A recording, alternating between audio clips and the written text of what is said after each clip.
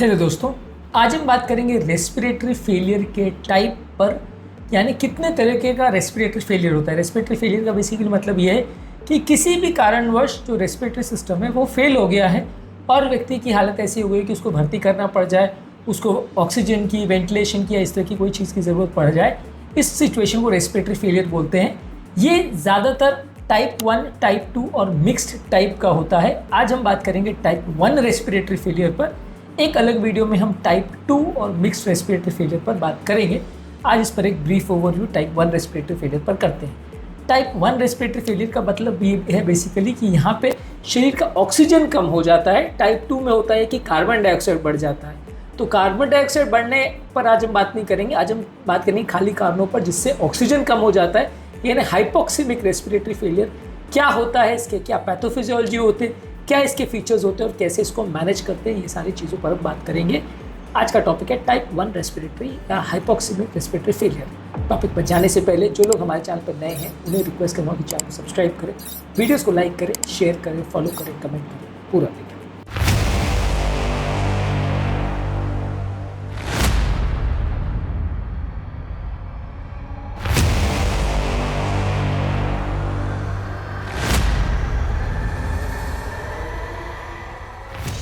जैसा कि मैंने डिस्कस किया, टाइप 1 रेस्पिरेटरी फेलियर यानी शरीर का ऑक्सीजन सैचुरेशन यानी PaO2 यानी पार्शियल प्रेशर ऑफ ऑक्सीजन जो ब्लड में होता है, ये आर्टीरियल ब्लड गैसेज जो हम मेजर करते हैं यानी ABG जब मेजर करते हैं तो उसमें एक्यूरेटली पता चलता है। अगर ये 60 मिलीमीटर्स ऑफ मर्क्यूरी से कम है यानी 60 mmHg से कम है तो वैसे व्यक्ति को टाइप 1 रेस्पिरेटरी फेलियर बोलते हैं। यहाँ कार्बन डाइऑक्साइड का सैचुरेशन नॉर्मल है, यानी कि partial pressure of carbon dioxide यानी PaCO2 जो मेजर करते हैं वो नॉर्मल है, लेकिन PaO2 जो है वो कम है। ये जब आर्टियल ब्लड गैस में मॉनिटर होता है या कंफर्म होता है तो इसको टाइप 1 रेस्पिरेटरी फेलियर बोलते हैं। इसके कारण ये है, अगर किसी व्यक्ति को अक्यूट रेस्पिरेटरी डिस्ट्रेस सिंड्रोम होता है जिसमें लंग्स में कोई इन्फेक्शन की वजह से या किसी इन्फ्लेमेशन की वजह से सूजन आ जाती है, पल्मोनरी एडिमा होता है यानी लंग्स में अगर पानी भर जाता है तो भी ऐसा हो सकता है, निमोनिया में जहाँ लंग्स में इन्फ्लेमेशन का पानी, पस या इस तरह का कोई फ्लूइड बढ़ सकता है, निमोनिया में भी ऐसा होता है। पल्मोनरी एम्बोलिज्म में जहाँ हार्ट से लंग्स में नली जो जाती है उसमें चोक हो जाता है, क्लॉट हो जाता है, उस बीमारी में भी ऐसा हो सकता है। पल्मोनरी फाइब्रोसिस यानी एक ऐसी बीमारी जिसमें लंग्स का जो पूरा सरफेस है वो उसमें फाइब्रस स्ट्रैंड बन जाते हैं यानी वो हार्ड और स्कार्ड हो जाता है, इसलिए उसमें ऑक्सीजन एक्सचेंज नहीं हो पाता, इस बीमारी में भी होता है। न्यूमोथोरैक्स यानी हार्ट के चारों ओर जो झिल्ली है, प्लूरा, वहाँ पे अगर हवा भर जाए जिसकी वजह से लंग्स कंप्रेस हो जाए तो इसे न्यूमोथोरैक्स बोलते हैं। और इसके अलावा व्यक्तियों को हाई ऑल्टीट्यूड पर यानी पहाड़ पर जहाँ ऑक्सीजन सैचुरेशन कम होता है वहाँ पे भी ऐसा हो सकता है। इसके होने की पैथोफिजियोलॉजी क्या है? यदि किसी व्यक्ति को वेंटिलेशन परफ्यूजन मिसमैच है, यानी कि ऐसा एरिया है जहाँ पे लंग्स में हवा तो जा रही है लेकिन ब्लड नहीं जा रहा।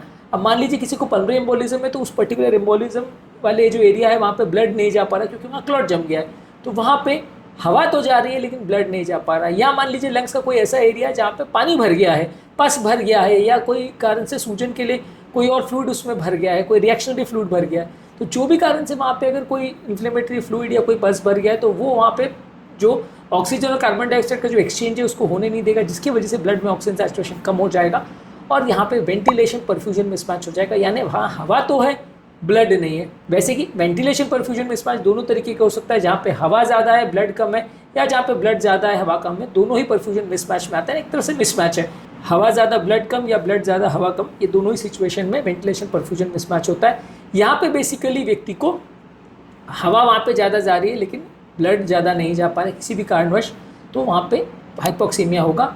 इसके अलावा अगर कोई शंट सिचुएशन है जहाँ पे हवा जा तो रही है लेकिन वो बिना कुछ के डायरेक्टली दूसरे साइड में चली जा रही है, यानी कोई एक्सचेंज नहीं हो रहा, निमोनिया की सिचुएशन में, ARDS में, या कुछ कंजेनाइटल हार्ट डिजीज में जहाँ लंग्स के बाहर से डायरेक्टली ब्लड जो है वो राइट साइड का लेफ्ट में चला जाता है, वहाँ पे भी ये शंट सिचुएशन होती है। वहाँ पे भी व्यक्ति को हाइपोक्सीमिया होगा क्योंकि ब्लड वहाँ जा तो रहा है लेकिन कोई एक्सचेंज नहीं कर रहा, कुछ काम नहीं कर पा रहा, वो यूजलेस की तरह अपना बिना एक्सचेंज के दूसरे साइड में चला जा रहा है, तो लंग्स का जो पर्पज़ है वो सर्व नहीं हो पा रहा, तो ये भी टाइप 1 रेस्पिरेटरी फेलियर की कैटेगरी में आएगा।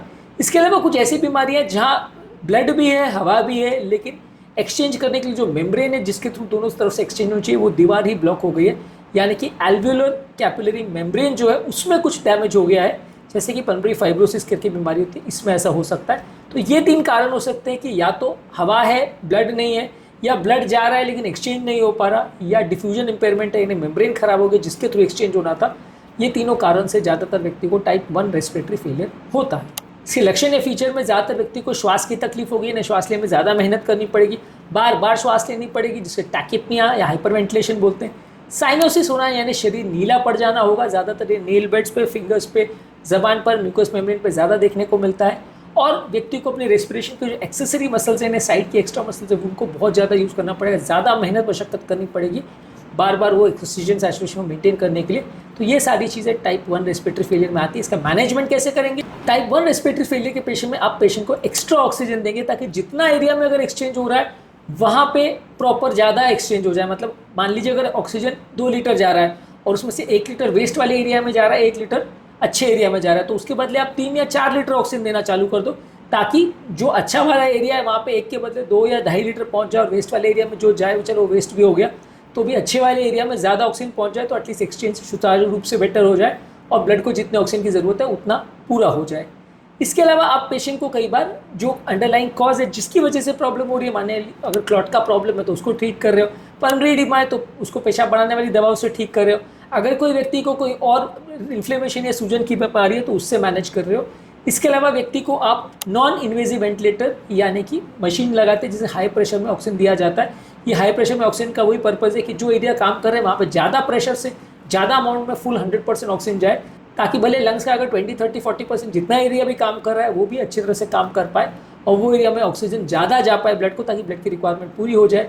इसके अलावा आप व्यक्ति को मैकेनिकल वेंटिलेटर पर रख सकते हो, यानी नॉन इन्वेजिव वेंटिलेटर से जब काम नहीं चल रहा है या पेशेंट अनकॉन्शियस है तो वहाँ पे आप मैकेनिकल वेंटिलेटर यानी मशीन द्वारा पेशेंट को इंट्यूबेट करके रख देते हो।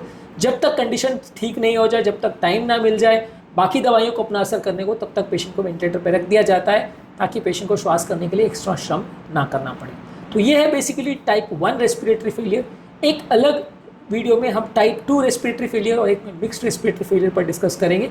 इन वीडियोस को भी ज़रूर चेकआउट करें। टॉपिक एंड करने से पहले जो लोग हमारे चैनल पर नए हैं उन्हें रिक्वेस्ट करूँगा कि चैनल को सब्सक्राइब करें, वीडियोस को लाइक करें, शेयर करें, फॉलो करें, कमेंट करें पूरा।